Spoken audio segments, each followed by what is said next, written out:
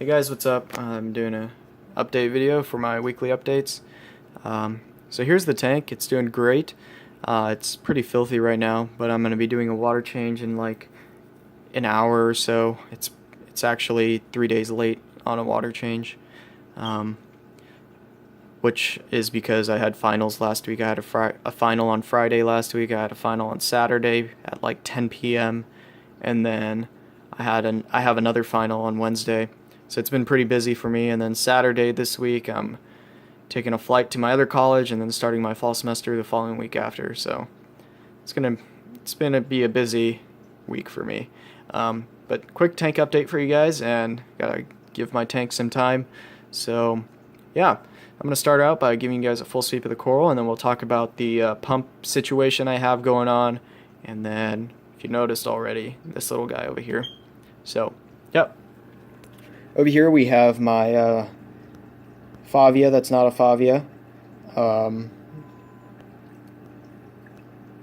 Basically, a commenter told me that it wasn't a Favia, and I had my doubts that it was a Favia. I mean, the shapes don't even look like a Favia geometrically, and yeah, so it's some sort of Listeria, I believe he said.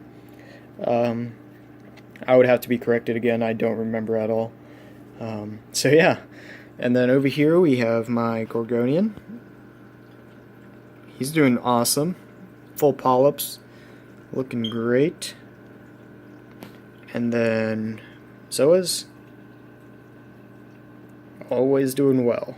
Oh, and then as an update for this guy that I accidentally fragged, he's doing good now. I don't know what happened that one day where he was all closed up looking like he got eaten alive or something.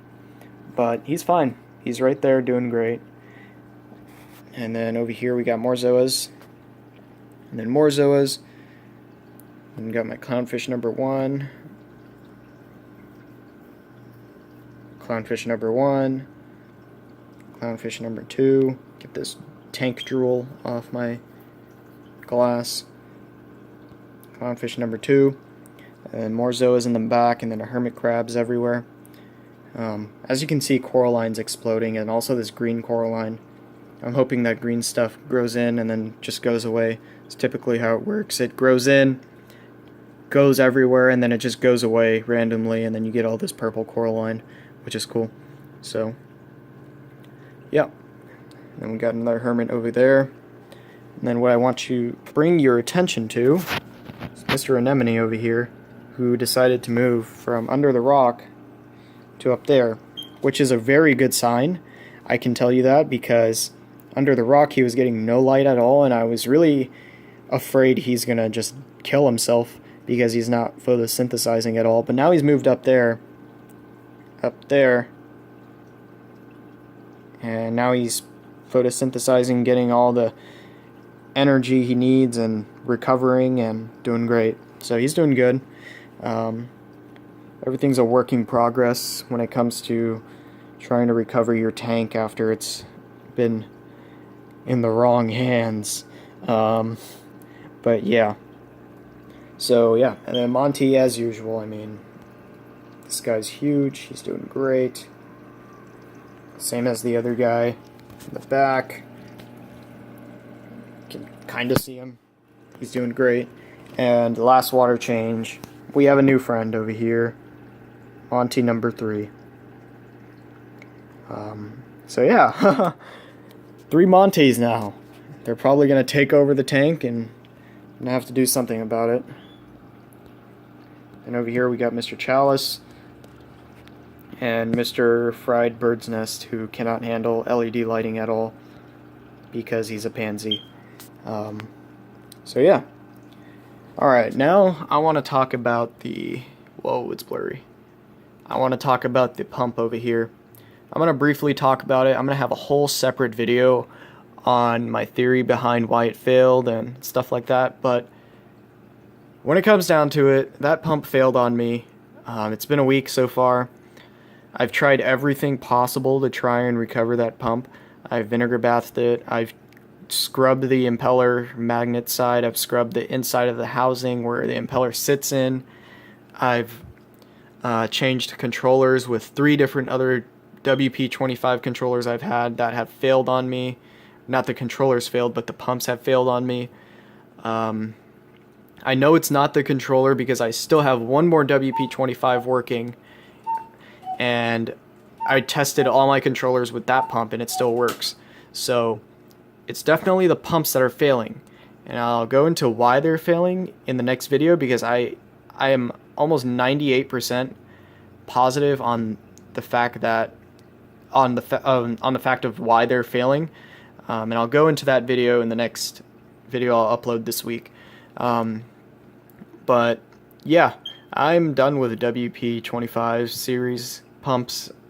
I'm hesitating getting another Jabo pump, the RW series or SP series, I forget what they call them now.